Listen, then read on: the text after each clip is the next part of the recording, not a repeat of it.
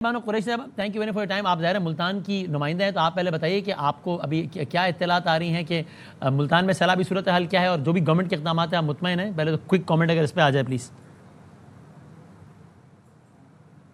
Thank you very much for the opportunity. جی بالکل میں ملتان میں ہی ہوں. میں آج اپنے حلقے کی طرف جب نکلی تو وہاں پر ایک ہمارا پل ہے، پل رانگو. وہاں پہ جو نہر ہے وہ ٹوٹ چکی ہے، اس میں بریچ کر چکی ہے، اور وہاں پر جو کھیت ہے اس کے اندر پانی تیزی سے صبح کو آ رہا تھا اور ابھی تک اس میں پانی آنے کا جو سلسلہ ہے وہ جاری ہے. وہاں پر اس کے پانی آنے سے یہ ہوا ہے کہ وہاں پہ جو قریب آبادی اور بستیاں ہیں جن میں ایک طرف 300 گھر، ایک طرف 400 گھر، وہ متاثر ہو رہے ہیں.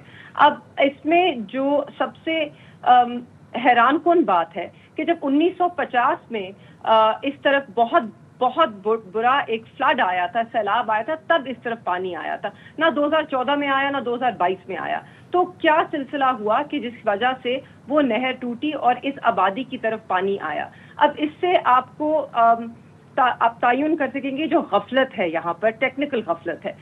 پہلے ہم نے سوچا کہ شاید یہ صرف ان سے چیز مس مینج ہوئی ہے، مگر آج جو میں بیانات سن رہی ہوں یہاں کے جو لوکل ریپرزینٹیٹیوز ہیں، چاہے وہ پیپلز پارٹی کے ہوں، قاسم گیلانی صاحب ہوں، یا وہ مسلم لیگ نون کے ہوں، وہ اس وقت بڑی خوشی منا رہے ہیں کہ ہیڈ محمد والا پہ جو بند ہے اسے نہیں توڑا گیا. وہ مریم بی بی کی پالیسی کے تحت اس بند کو محفوظ رکھا گیا. اب دیکھیے مریم بی بی جو ہیں وہ ان کی کوئی ٹیکنیکل ایکسپرٹیز نہیں ہے، یہ ان کا بہت غلط فیصلہ تھا. ان کا اس وقت جو رجحان ہے وہ صرف اپنی پی آر کیمپین کے اوپر ہے کہ نہ کہ متاثرہ لوگوں کو امداد اور مدد دینے. اس پرٹیکولر فیصلے سے ان کو کیا فائدہ ہوگا مریم بی بی کو؟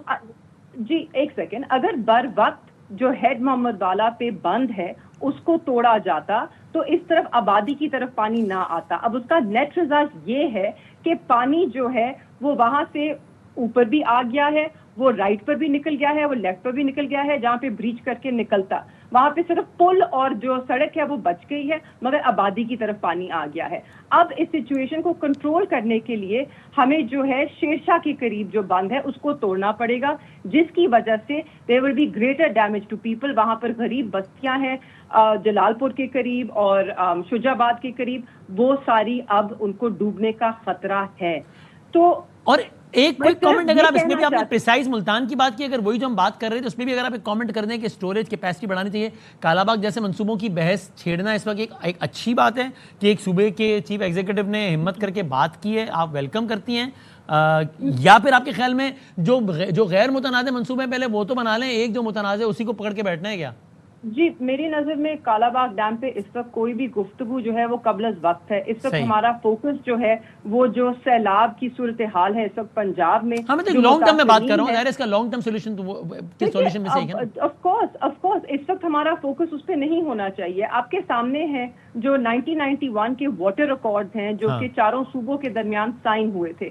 اس کے بعد اس کے اندر کافی اگریمنٹس تھیں کہ جس کے اوپر ٹائملی کام نہیں ہوا. ایک دفعہ وہ اکارڈز ہو گئے، اس کو ہم نے چھوڑ دیا، اس کو ہم نے ریویو نہیں کیا میرے خیال میں. اور میں نے کچھ دن پہلے ایک ٹویٹ بھی کی تھی جو میرے والد کی طرف سے مجھے ایک پیغام آیا تھا، ان کی طرف سے میں نے ایک ٹویٹ کی تھی اور ان کا کہنا تھا کہ آپ جو ہے سارے اسٹیک ہولڈرز کو بٹھائیں، آپ ایک میٹنگ کنوین کریں، اس واٹر اکارڈز کی بیسس پہ جو اگریمنٹس ہوئے تھے اس کا ریویو ڈیو ہے. آپ بیٹھیں اور آپ ڈیمز کے لیے کنسنسس بلڈ کریں. اس کا یہ مطلب نہیں ہے ہم پچھلے 2 دہائیوں سے بھی زیادہ ہو گیا کالا باغ ڈیم کی بات کرتے ہیں. اس کے اوپر 2 صوبوں کے تحفظات ہیں، غلط ہے صحیح ہے وہ الگ بات ہے.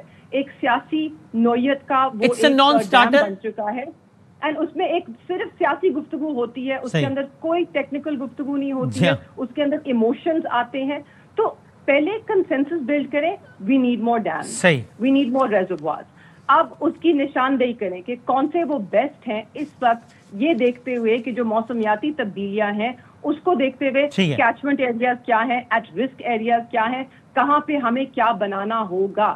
جو متنازع ہے وہ بات ابھی چھیڑ کر کیا ملنا ہے نا، آپ کا خلاصہ مجھے لگا ٹھیک ہے، بالکل ٹھیک ہے. اور میں ایک اور چیز کہنا چاہتی ہوں، جو پاکستان تحریک انصاف کے دور میں دائمی بھاشا ڈیم شروع کیا، مومن ڈیم شروع کیا گیا، اس کی جو ڈسبرسمنٹ ہے اور اس پہ جو کام ہے وہ پچھلے 3 سالوں میں جب سے پی ڈی ایم اور ان لوگوں کی حکومت آئی ہے اس پہ کام جو ہے وہ سلو ڈاؤن کر گیا ہے. وہ 2028 میں مکمل ہونے تھے, اب وہ 2030 کی چلی گئی نا میرا خیال ہے نئی ڈیڈ لائن. ہاں میں اگر منسٹر صاحب چاہیں گے تو جواب دیں گے اس کا.